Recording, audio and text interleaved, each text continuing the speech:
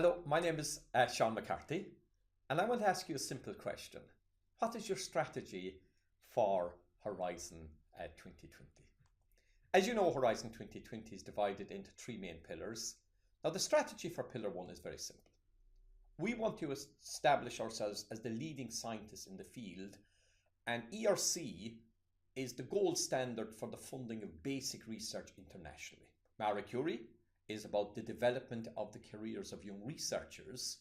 So for academics interested in the best science, Pillar 1 is where you should look.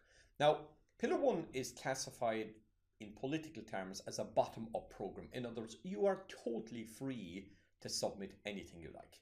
And in the case of ERC, you don't need partners in most of the grants.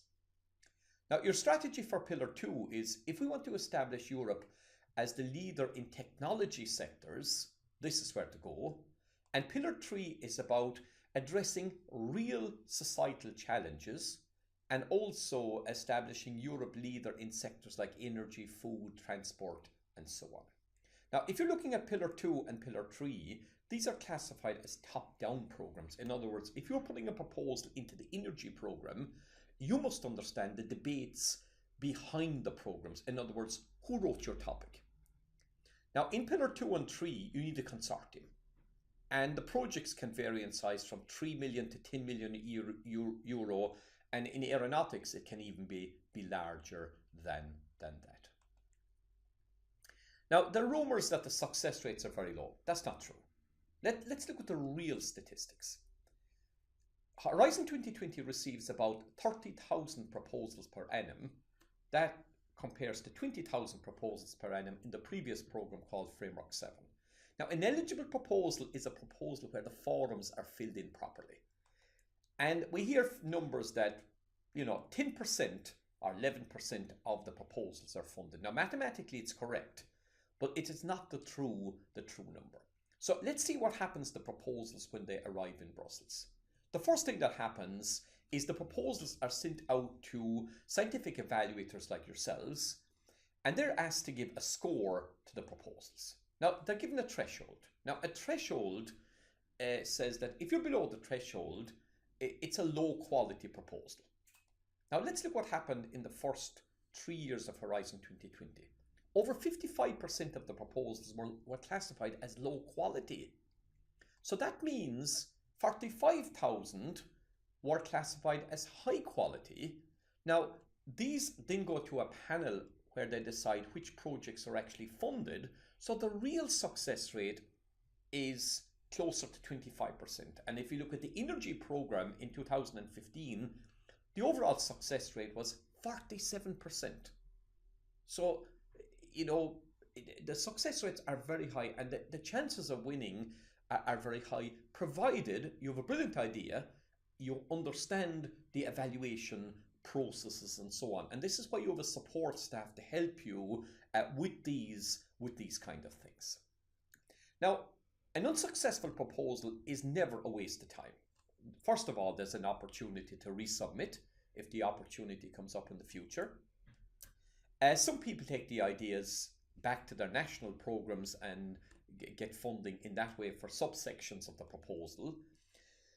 It's also an opportunity for you to learn how large proposals are compiled and how to work with big programs like Horizon 2020. But the most important thing you must remember in any proposal, it's all about impressing your partners. Even if the project is not funded, as long as your partners remember the excellence and the professionalism that you produce during the work, then you will be invited into future projects.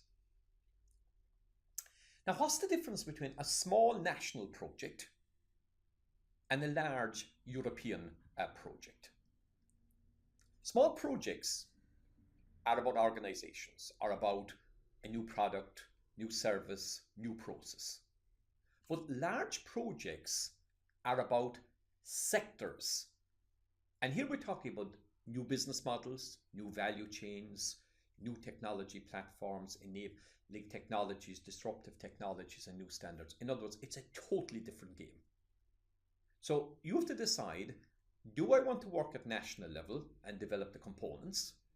Or do I want to work at European level where I'm developing components of part of a bigger system? So it's a bigger game, and you see a totally different side of sector thinking rather than just organizational thinking. And this is a wonderful opportunity for any researcher to participate in these big initiatives. Now, most people want to know, how do we get funding? And the way you get funding is you have the best science, best partners, you understand how to write impact, and you fill in the forms. Now, that's not the way to think. The way you should be thinking about, what can Horizon 2020 do for you or for your organization? It's all about developing excellent science. That has to be the driver for you individually or your organization. It's also an opportunity to develop an excellent reputation with European and international partners. So this is the kind of thing you cannot get from national projects. It's also an opportunity to have a visible impact of the results. You know, things you do are part of a big system addressing a big problem, but at organization level, it all depends on having a professional support services so that the scientists can concentrate on the science, and the support staff can help them with the non-scientific parts of the proposal.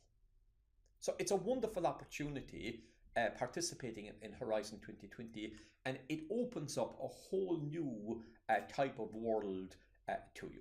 So all I can say at this stage is the best of luck in your proposals, and thank you for inviting me to present this today. So thank you very much.